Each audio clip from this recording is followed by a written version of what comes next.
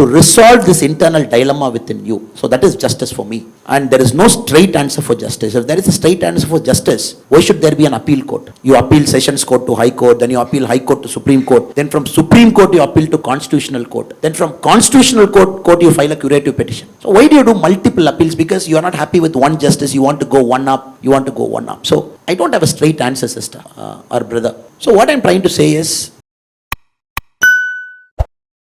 being an ex-IPS officer and a leader of a national party, you have seen a lot of instances where social justice was upheld and some where it was not. So what is justice to you, and did the definition of justice change with the change in your career? one of the toughest thing in life is to define the concept of justice. One of the very toughest thing to do, practically, if you speak, because at one end you have the concept of positive discrimination in our life. It's enshrined in the Constitution.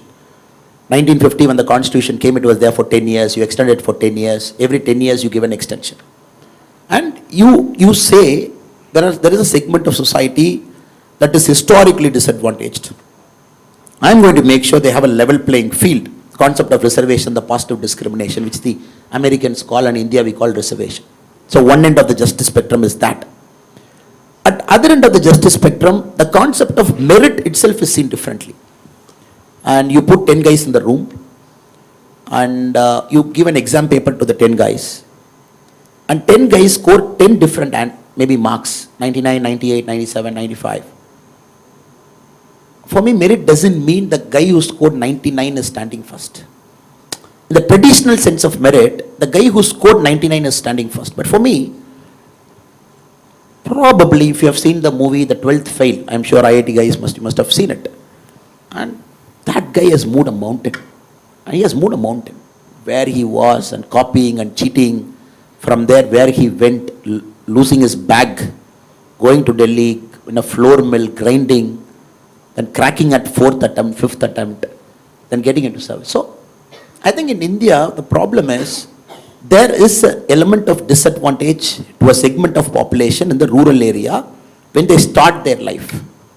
Parents not educated. For me, till 22, I'm not sure what to do. It is only college that gave me an idea of what to do. Good professors and students like this, they told me what to do. I remember I used to wear, even my dresses were old. My cousin's dress I used to wear. His shirt and pant after 5 years later will come to me. And that is the kind of life I had initially. And how do you define merit here? Is 99 the first rank, or a person who has moved a mountain and scored 97 is at a first rank? So I don't have an answer.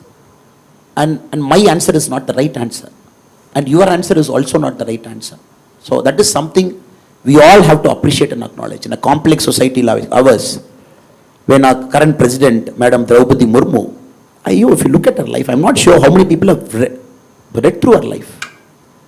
Losing her husband, her daughter is still more like a clerk level in a bank, and wanted to quit after her husband's death, went to an ashram, dedicated herself to it. Then Modi ji became Prime Minister, called her back.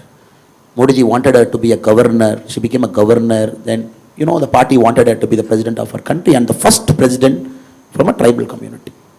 That is a great example of social justice, one end. But the kind of life Draupadi Murmu madam had, if you look at whatever trouble somebody can go through, she has gone through. And my kind answer and request to all of you is, as you live life, you will go through this complexity. The questions will come in your mind. What is right? What is right? When you start a startup, and we will put a regulation saying that you have to hire this many people, 1/3 should be this, 1/3 board should be this. Sometimes you might resist. Is it a fair practice? Is it a good practice? Is it a great practice at the cutting edge level where India has to go 25 years from now? But this is a dilemma we all have to resolve collectively over the next 20-25 years. As we go through, communities that hasn't got representative will get representative. If you look at Modi ji's cabinet, it's a great example. Look at the Modi ji's cabinet. People from the scheduled caste and scheduled tribe community, highest representation, close to 19 people out of 76. If you look at the OBC representation, one of the highest.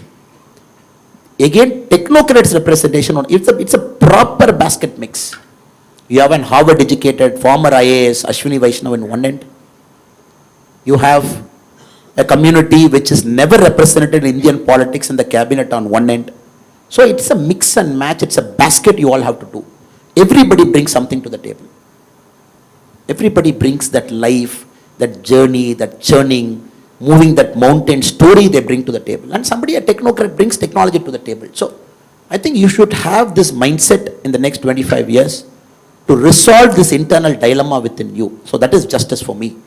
And there is no straight answer for justice. If there is a straight answer for justice, why should there be an appeal court? You appeal Sessions Court to High Court, then you appeal High Court to Supreme Court, then from Supreme Court you appeal to Constitutional Court, then from Constitutional Court you file a curative petition.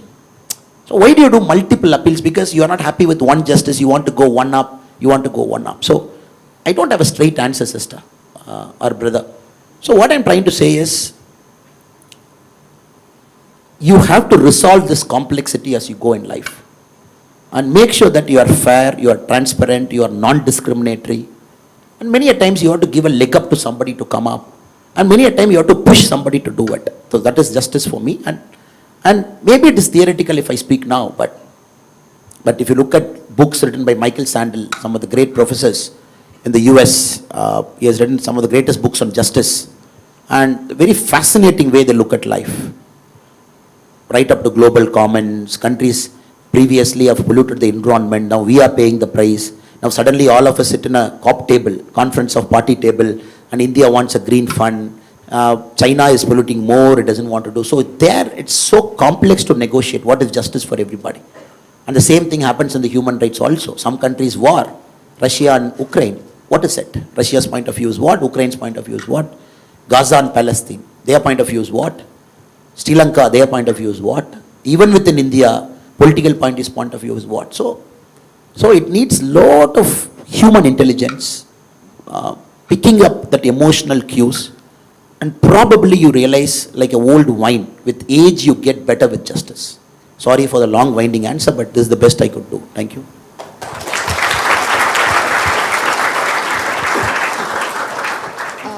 Thank you for that interesting insight, sir.